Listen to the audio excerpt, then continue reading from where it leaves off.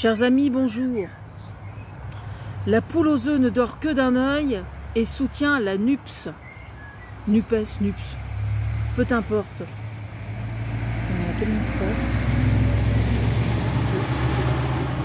Alors, je vous partage mes réflexions hyper importantes.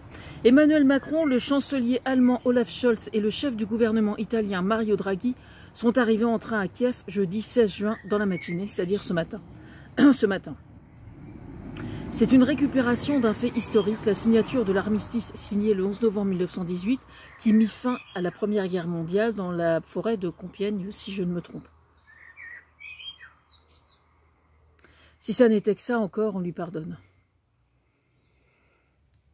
Dans l'article, on dit 3 gouvernants, alors qu'ils ont été rejoints par Klaus Iohannis, le président roumain. Je n'ai jamais été très forte en maths, mais jusqu'à preuve du contraire, ça ferait 4 dirigeants et non pas 3. Oui, parce que la Roumanie fait partie de l'Union européenne. Certes, le dernier, le président roumain, Klaus Iohannis, aux yeux des 3 autres, visiblement, est considéré comme la 4e patte du canard, sachant qu'on ne peut pas traduire par la 5e roue du carrosse européen, vu qu'ils sont 4. Enfin, je veux dire qu'il faut veiller à ce que les expressions, toujours, servent bien ce que l'on cherche à dire. Ou sinon, c'est pas la peine de chercher à causer aussi bien la France, n'est-ce pas? Bref, ainsi, Macron a dû s'abaisser à prendre le train. Lui qui diabolise du mieux qu'il le peut NUPES, par Mélenchon interposé, pourrait-il chanter « Ceux qui m'aiment prendront le train ». Attention, je ne voudrais pas jouer les oiseaux de mauvais augure, mais considérant la canicule qui sévit ces jours-ci et qui induit une dilatation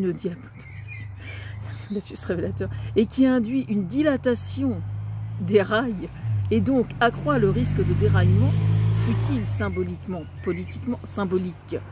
politiquement, il me semble prudent de ne pas trop appuyer côté diabolisation. Ça n'est évidemment pas ce que je souhaite, mais si l'on considère que cet Artus, l'humoriste, qui aux dernières nouvelles, conformément à un de ses meilleurs sketchs à Ondar il y a quelques années, a servi les boissons fraîches ainsi que le petit-déj, on comprend mieux alors pour quelle raison Macron a dû aller se changer avant d'aller rencontrer Volodymyr Zelensky. Il est à souhaiter que ça se termine mieux que dans le sketch. On a affaire là à une récupération politique. Récupération au sujet de laquelle, il faut le reconnaître, n'importe qui d'autre à sa place s'en serait saisi, car il ne s'agit que d'opportunisme politique, menacé qu'il est effectivement par NUPES au second tour des législatives. Alors Macron qui va se changer au sortir du train, Marine Le Pen qui était ce matin sur France Inter et qui parlait de ça justement, eh bien elle peut aller se rhabiller. Au propre comme au figuré d'ailleurs. Dès qu'un chef d'État est menacé dans sa politique intérieure, il se rabat inexorablement sur la politique extérieure pour tenter désespérément de redorer son image. Et ça n'est pas demain la veille que ça risque de changer. Mais revenons-en à la diabolisation de Mélenchon. Je trouve vraiment incroyable de voir comment Macron, par sa première ministre interposée, et Marine Le Pen, selon des méthodes parfaitement similaires, je dirais à la truelle, grossissent le trait pour déformer entièrement ce que représente Mélenchon aujourd'hui. On lui reproche d'être extrémiste, extrême gauche. Jamais encore dans l'histoire contemporaine, que je sache, on ait vu le moindre progrès social arriver autrement que par la gauche, n'en déplaise à ceux qui revendiquent, comme c'est amusant, un humanisme de droite, comme si ça existait. Car on peut revendiquer d'être humaniste dans la posture et servir la finance et les actionnaires dans la pratique. Franchement désolé.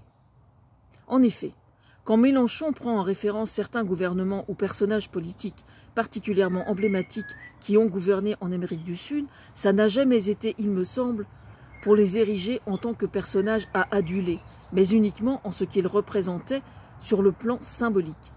Aussi, je n'ai personnellement aucun doute sur le fait que Mélenchon soit le premier à condamner les dérives mafieuses qui y sont observables sur place et plus encore aujourd'hui, ainsi que les atteintes aux droits de l'homme qui y sont observées. À présent, les économies partout dans le monde occidental sont mises à mal, parce qu'elles sont dépendantes les unes des autres, selon un modèle de croissance parfaitement inadapté aux enjeux qui sont les nôtres aujourd'hui. Que ça plaise à Macron et aux nantis ou pas, les faits sont là.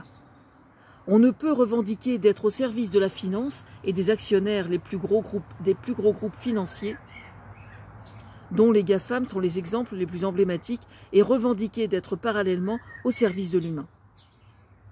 Parce que du pognon, sans être vulgaire, il y en a, hein. Il y en a du pognon.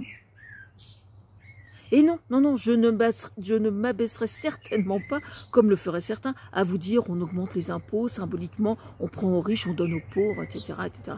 Parce que ça serait donner de la situation une image beaucoup trop simpliste, mais surtout mensongère. Et donc, ça ne convient pas.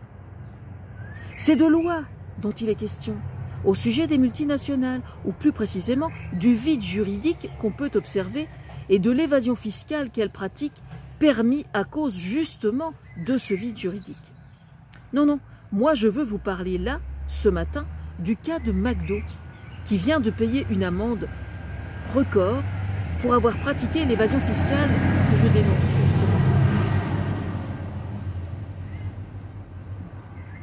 C'est Eva Joly, un modèle pour moi, qui l'expliquait ce matin sur France Inter. Là, suite au Covid, les GAFAM ont quadruplé leur chiffre d'affaires partout dans le monde. Alors que sur le plan européen et mondial, les partis politiques de gauche déploient toute leur énergie pour faire évoluer la loi et faire que ces multinationales paient leurs impôts dans chaque pays proportionnellement au chiffre d'affaires qu'ils font chaque année. Une question m'obsède littéralement au sujet de Macron et de sa clique, qui est la suivante. Pour quelle raison, vraiment ça m'obsède, pour quelle raison, dites-moi, Macron ne s'acharne-t-il pas précisément à mettre en avant cette nécessité ? Et pourquoi ne défend-il pas cette idée absolument géniale qui émane directement des Verts sur le plan européen? La raison en est fort simple, c'est qu'ils bossent à les servir et servir leurs intérêts tout simplement. Voilà la vraie raison qui justifie que c'est en UPS qu'il faut croire, quel que soit le devenir de cette entité, dans un avenir plus ou moins lointain. On m'a répondu hier la chose suivante. NUPES, la NUPS, ça va s'évaporer sitôt les élections passées, parce que cette attitude est purement stratégique. Et alors, où est le mal? Il est où le problème? La stratégie fait partie intégrante du processus électoral en démocratie, que je sache. Et je ne vois pas où serait le problème. Ce qui dérange surtout réside dans le fait que ce que la gauche, dans son ensemble là, a réussi, c'est de s'entendre, en parvenant chacun à mettre son ego de côté, ce qui force l'admiration, là où précisément Marine Le Pen a été incapable de le faire avec Zemmour et Macron pas davantage avec d'autres, ou en tout cas pas suffisamment. Alors oui, ça dérange, ça fait drôlement chier. De toute façon, c'était un signe déjà, moi je l'avais dit. De la façon dont ça fait chier Macron, c'est sûr que ça va marcher. Voilà. Alors oui, ça dérange effectivement, on se croirait dans la cour d'école, hein, de la façon dont ils réagissent. En tout cas, mine de rien, avec NUPS, si les Français persistent à leur accorder leur confiance en enfonçant le clou, comme on dit, c'est la politique qui va se trouver grandie, la démocratie qui va y gagner. Parce que c'est le processus démocratique d'un seul coup qui va, par une revalorisation du rôle de l'Assemblée nationale, qui va redevenir ce qu'elle n'aurait jamais dû cesser d'être.